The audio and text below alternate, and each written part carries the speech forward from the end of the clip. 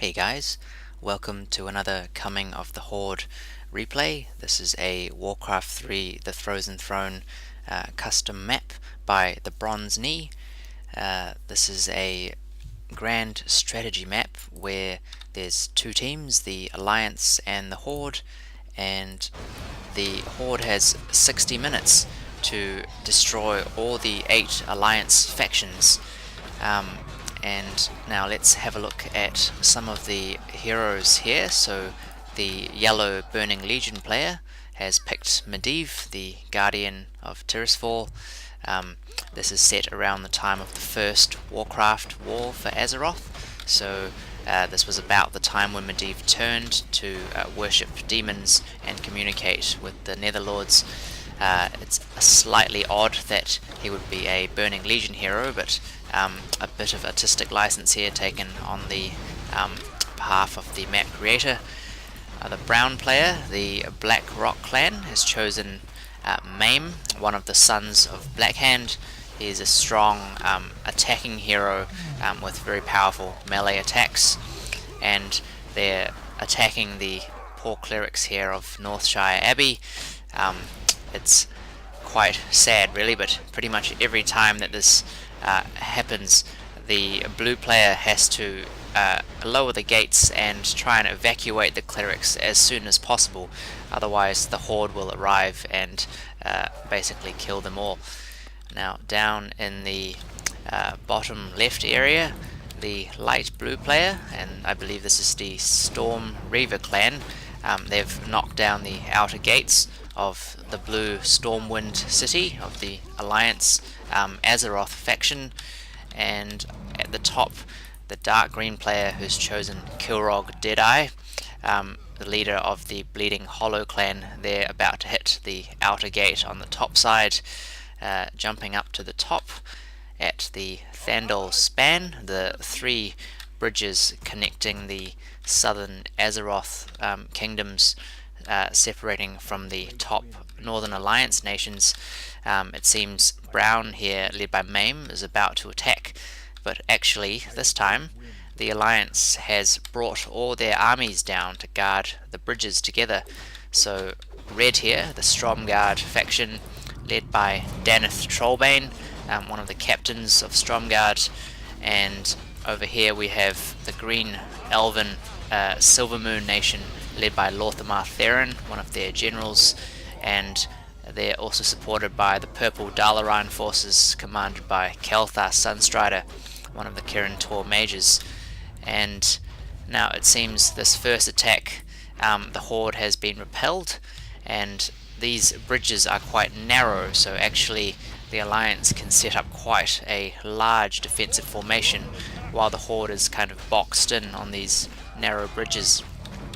And down below, the Burning Legion and the Black Rock clan, they've brought workers with them to establish a forward base here to prepare for a longer attack. It's probably a good idea if they try and attack over multiple bridges, to try and spread the Alliance, as a single bridge will be quite difficult in terms of simple surface area for them to actually get their troops to attack. Jumping back down to Stormwind, so the light blue player has picked Cho'Gall as his champion, one of the Ogre Magi heroes, and here we have a Dragon Whelp. These units are very good scouting units, and if we turn on the Fog of War, you can actually see they have a massive line of sight radius, and while they can't attack, they're these fast, nimble scouting units that can provide valuable insight into enemy troop movements and formation deployments, and they can guide the rest of your battle. Jumping back, we have a battle now breaking out over 2 of the bridges, and it's a bit hard to cover both, but it seems on this middle bridge the elves and the Dalaran mages have repelled the demons, while on the right side the large Stromgarde forces here, they've contained the Horde once again on these narrow bridges, and you can see there's not much room here for the Horde to maneuver, while the Alliance has this massive concave, and they're just basically shelling them with all sorts of projectiles, boulders and magic, and these Horde units getting cut down. But at the same time, down at Stormwind now, the light blue and dark green forces, they've taken in the second layer of gates of Azeroth, and they're streaming in, trying to break their way through the Stormwind defenders. And the alliance here, supported by a number of heroes. Here's Magni Bronzebeard, the High King of the Orange Dwarven forces, a very strong, tanky melee hero with a number of stun skills. And here is Khadgar, the Kirintor wizard loyal to Azeroth. He's a powerful mage hero. And Derek Proudmoore, one of the captains of Counterattacks. He has a ranged rifle attack, and he can bolster the strength of musketmen to great effect. And it seems the Horde units here, they've mostly been repelled. The Alliance now making a break through the gates to try and harass some of these catapults. And Kilrog there was slain by Khadgar, who was slain in turn in a revenge kill by Maim here. And it seems the fighting here might take a short break, while the artillery pieces on both sides are still sort of shelling each other, exchanging these salvos. But it seems most of the Horde units have died out until this second wave has come out from light blue. And well, it's not a massive battle, but it's sort of dragging on, and now that the second wave has arrived from dark green as well. And these blue crossbowmen, they're actually in a bit of danger. They're now getting cut off from both sides by these Horde melee units. And in general, you don't really want your soft, squishy alliance units to run out too much, as they just can't quite stand in hand-to-hand combat. Now this blue fog here, that was one of Khadgar's skills. It silences all the enemy units inside the fog and causes them to miss. Unfortunately, it seems the alliance units, they've slowly been whittled down, and the actual inside of Stormwind is quite empty now, and even Kilrog getting into the throne room, and a number of dragons here, and a nice flanking maneuver. So the Horde has noticed there's not many range units on the alliance side, and these battle engines of the dwarves, they can't shoot up, so this is actually a great harass tactic to send air units flanking around the sides and picking off any siege units or other weak targets. And now the three Horde heroes, they've picked off basically all the defenders, and they're rampaging through the throne room. And unfortunately, the Alliance, they've lost their first base. They didn't quite get enough men in time, and they didn't get much in the way of reinforcements, so the Horde has successfully battered down the first Alliance faction, and this will actually lead them to have shipyards now. Now let's turn off the fog of war. So ships will soon spawn here for the Horde, and similarly for the Alliance, they'll now be able to build battleships, frigates and submarines from their own shipyards. And again, when the Horde kill their first throne, they actually get an upgrade, so they unlock their tier 2 units. And now this could actually be lethal for the bridge fight, because while the bridge here, the Alliance seems to be holding well against the tier 1 units of the Horde, but actually if the Horde now gets their awesome tier 2 units, their ogres and other strong units, trolls, and each faction has unique special bonus units, then they might be able to overwhelm the bridge defenders. Now it seems Ironforge here, the mountain city of the Dwarven Khazmodan faction, they've turtled up. They've made a strong hold at each of these entrances, and the Horde units, they're moving up to the north, and it seems the yellow demons, they're getting ready to hit the middle bridge here with Medivh, and the brown burning blade Black Rock clan, they're preparing their own troops here, maybe for another wave, either up towards the bridge or possibly down to hit the Ironforge defenders here. In terms of the sea battle, well, it seems Brown has made a decent sized fleet, and the Alliance not so much. They're a bit slow there on the sea front.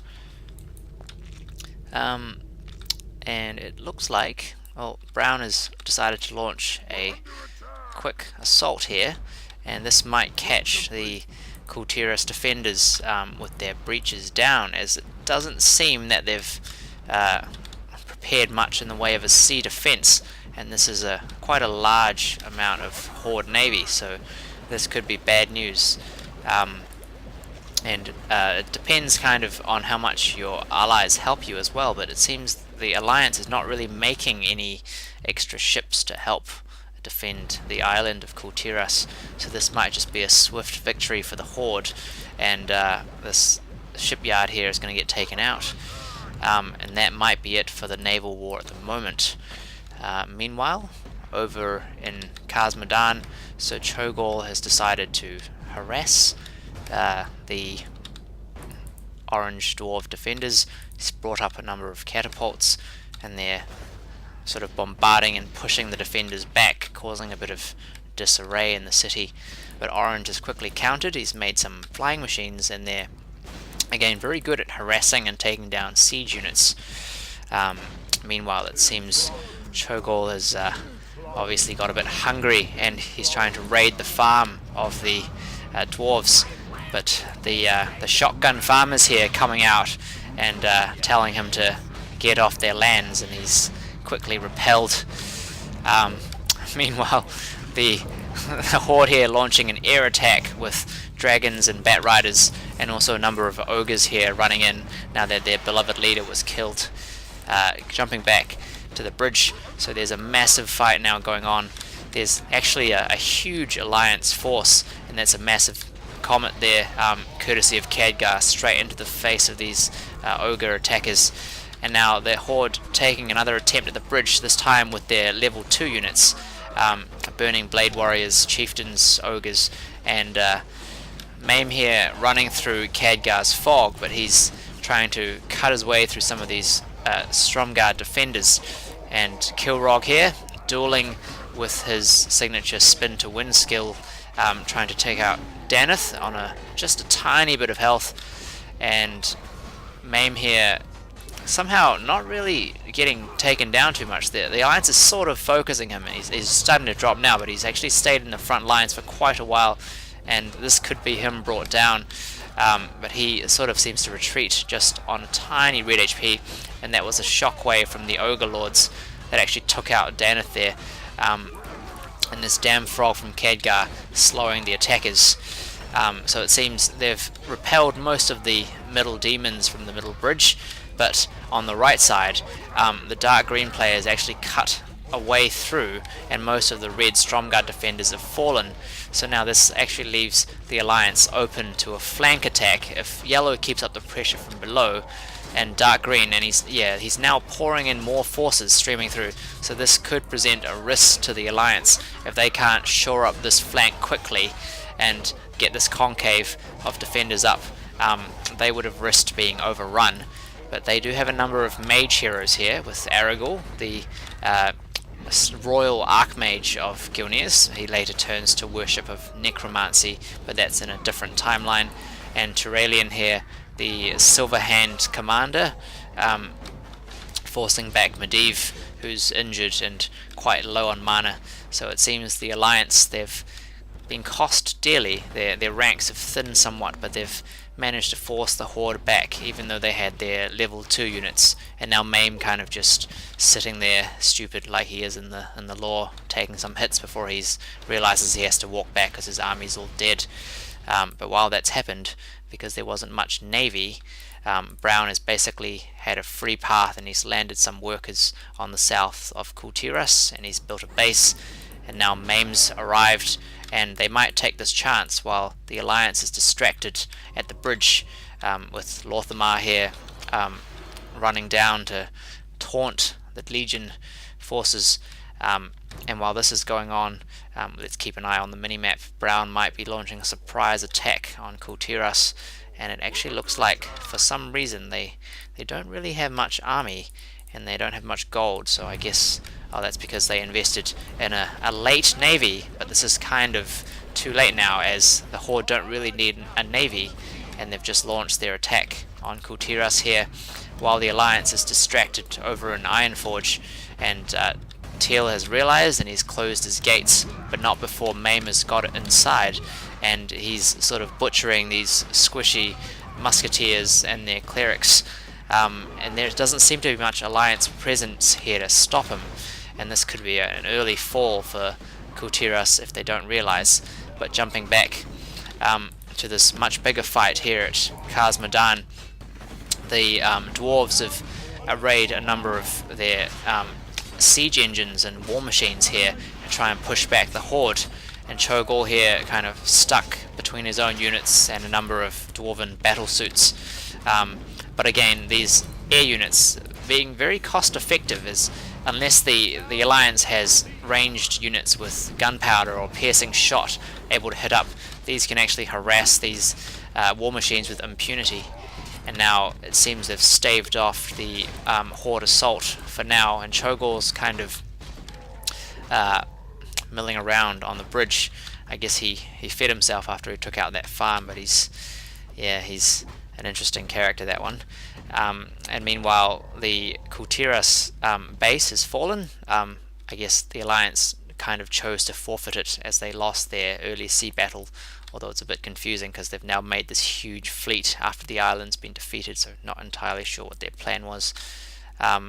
So it seems the Horde, they'll be focusing on taking down this semi-weakened orange defense, led by Magni here, level 8, so he's actually got a decent level of strength.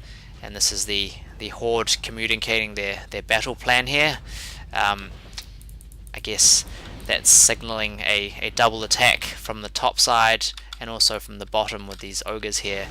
And meanwhile, it'll be interesting to see the Alliance reinforcements with Turalian coming in, and now Khadgar and another teleport coming in. So whether this is actually the main attack, it does seem it's quite a strong attack, or whether the bridge is going to be the main attack with this as the distraction. Speaking of distractions, Cho'Gall has somehow got all the way into the middle, and he might be dead very soon, as he's now surrounded by pretty much all the Alliance heroes, and he's disabled and cut down, so not entirely sure what that was about. That hero's always been a bit weird. And now the top side here with Medivh and some of his demons, and again this fog can be quite valuable, and that giant ultimate there, that's Magni's ultimate, which summons a horde of angry, bald dwarven mortars to kind of run through everything in a sort of American football fashion. And that forced Medivh back for a little while. But meanwhile, while the Alliance seems to be engrossed in this fight, actually Brown has sneakily transferred his workers up and has built another base and is now rushing Gilneas, the fortress city of the Black Alliance faction. And again, it doesn't look like they're prepared. There's only a handful of units here. Where are the rest of the Alliance forces? Well, the blue village of Hillsbrad here is completely undefended. And it seems Gilneas was actually defending the bridge, and their forces are going to have a very long march home and might not be in time as the gates have already been battered down. So Mame here, now level 11 already, he's streaming in with his very fast shock troops and another set of gates to get through, and then they'll be right into the heart of Gilneas, fighting for this desperate fight. And Aragorn's noticed, and Khadgar has returned to try and support them. But meanwhile, while that's happening and drawing away some valuable reinforcements, the Horde has actually cleared out the rest of these orange dwarven defenders, and now the 3 Horde heroes running up this final ramp here to the throne of Ironforge. And well, it looks like this is lights out for the dwarves, as the Alliance is a little bit weak on their early game defense. They don't seem to be as tenacious as usual. Although it can be said that these Horde heroes do have quite strong nuking power, so the units might have just been defeated swiftly. Going to the right here, now this is quite a smart tactic by the Elven Green player, sending just a few navy ships to harass the units and take out some of these buildings here, and this effectively cripples this right side of the bridge, so the Horde can't cross this way, although at this rate they might not have to, as over here it looks like Gilneas is on the verge of defeat, and Khadgar has cowardly chosen to teleport away instead of facing Mame in single combat in certain doom. and now they've forfeited the throne of Gilneas, and this actually leaves the Alliance wide open to a reverse sweeping attack through to Hillsbrad and then through this mountain pass into the Northern Alliance lands. Meanwhile, it seems the bridge, the Horde is still trying to get through, and they've actually set up towers here in what must have been quite a long siege. But now the Alliance, they've noticed that Gilneas has fallen, and they've made a general retreat with men streaming back into their old cities to try and defend and stop the Horde making any more headway. And here's a squad of Azerothian knights taking on Kilrog here. But this is quite an open battle terrain, so it's unwise for these Alliance units to engage the Horde, although they are supported actually by quite a large navy here, so potentially they could hold if they can keep the Horde bombarded from the seas and restrict them to this narrow stretch of land up top. But Kilrog here doing a number on these knights, and Maim and also Medivh, so 3 Horde heroes here actually proving quite deadly, and it doesn't look like the Alliance can hold on much longer as these powerful Horde units will just keep streaming through. And Kilrog there just about dead, with Daneth and Magni taking on Maim here, and these tanky heroes might prove a challenge for the Horde to cut through, with Lorthamar now running forward, pursuing, and Maim is stunned, and a number of Alliance heroes leading their units through, and they have routed the Horde, so it looks like for the moment Hillsbrad is safe, but now that they've drawn all these teleports over this side, perhaps the Horde can cross the Thandal span and attack the Northern Alliance from the right side.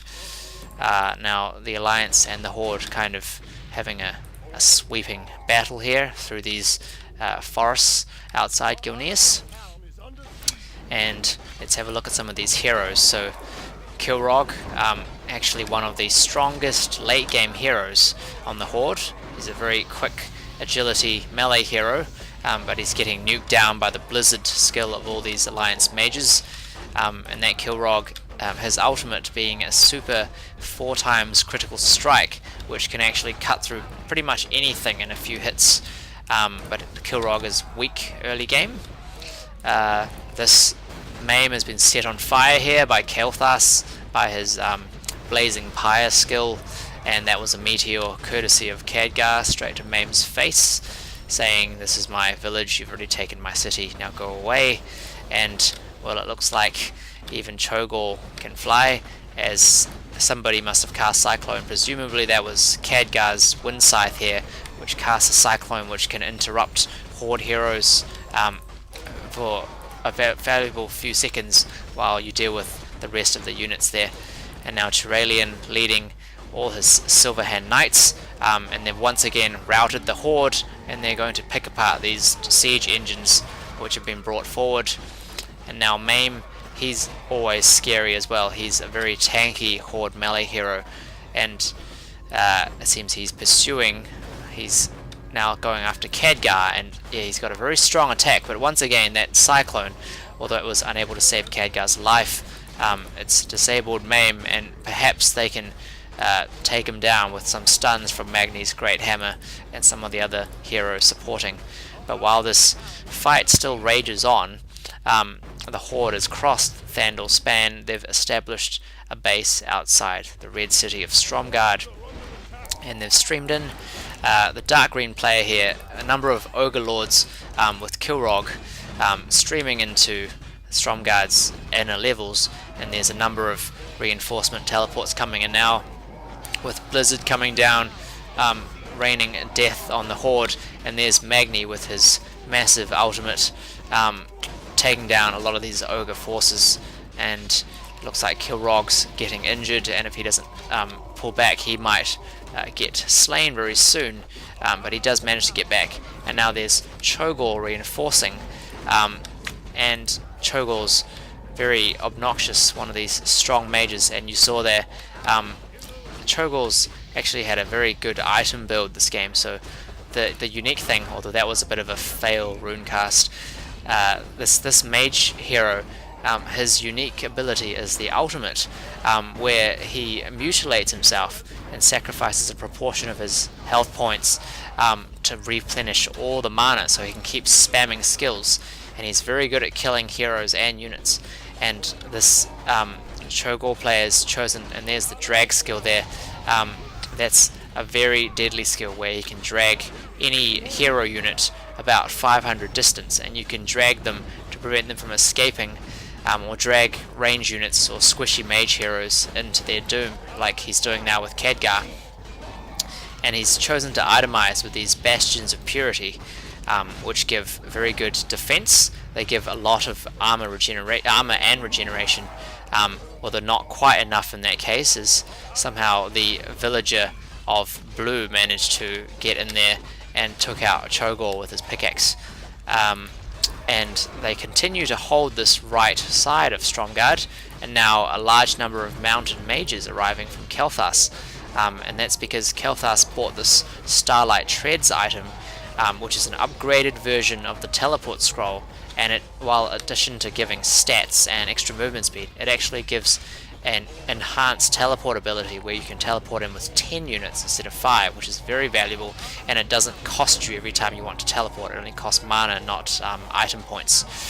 And it seems the Horde are really having trouble getting through this gate with a solid number of heroes holding them back, and Kilrog there just running forward to die a warrior's death to Daneth's sword, and Daneth here getting very tanky, level 9 and already 3000 HP. He's buffing up on armor, and he's chosen 2 tanky strength items here to increase his frontline tanking ability. But meanwhile, while the Horde is struggling to get through Stromgarde, they've actually streamed up through the mountain pass. They're taking the stronghold of Ultrak here, which will turn traitor soon and support the Horde. And they've gone past, all the way past this bridge, past Lordomere Lake into Lordaeron proper, and the Blackrock clan here bringing their slave peons. They're constructing a base here, and they're going to launch a surprise attack here, although not very surprised as these Gilnean knights have noticed it. And Maim, level 14, he's getting quite strong, and he's bought a number of items. This Sycophant here is a great damage item that gives 24% lifesteal for only melee heroes. And he's also bought a Wolf Hunter's Guise. This is a great agility item that also adds survivability for some of the melee heroes, and a breastplate to allow this tanky melee hero to survive on the front lines. And now finishing off the rest of his base, and they're preparing to lay siege to the gates of Lordaeron, and the Silver Hand here have called their brothers to arms, and they've assembled quite a large force of mounted knights here, and they might attempt some sort of Rohirrim charge, now opening the gates. But going back to the right side, with that distraction, it looks like the Horde have actually made it through into this middle level of Stromgarde, and there's Kilrog there doing his victory dance as Daneth dies, and Cho'Gall here looking to attack through, and he might be dragging some of these heroes through the gates, which would really weaken the defenders. But once again, Magni's turned up, and he's going to thwart them as Khadgar cyclones Cho'Gall into the air while Magni summons his signature massive ultimate, and that's really cleared out a lot of the Horde defenders. And now a number of heroes here with 3 mages and Magni in the front to help support and tank, and they've pushed back Cho'Gall for the minute, but the Alliance defenders are getting quite thin, and there's a decent number of ranged Horde units here trying to get through, and Medivh's entered, and he's come in with a teleport of demons, and they've killed Magni. They're about to kill some of the other heroes here. Kel'Thas getting dragged in by Cho'Gall, and then getting its head ripped off, and he's casting blood runes on top of Aragorn, who might be falling very shortly. And the last man standing, Daneth, unable to save his throne. He unfortunately will die in shame as his throne is dying, and that is a large number of thrones actually in an okay amount of time. So we've just reached the halfway mark, and that was Stormwind, and then Kaz and Kultiras, Gilneas, and also Stromgarde. So 5 thrones in just 30 minutes, excuse me, and the Horde is making decent progress, and they've already laid siege here to the outer gate area of Lordaeron, and some Silver Hand Knights here charging back out to pick off these catapults, while both sides recuperate their losses and prepare for the next battle.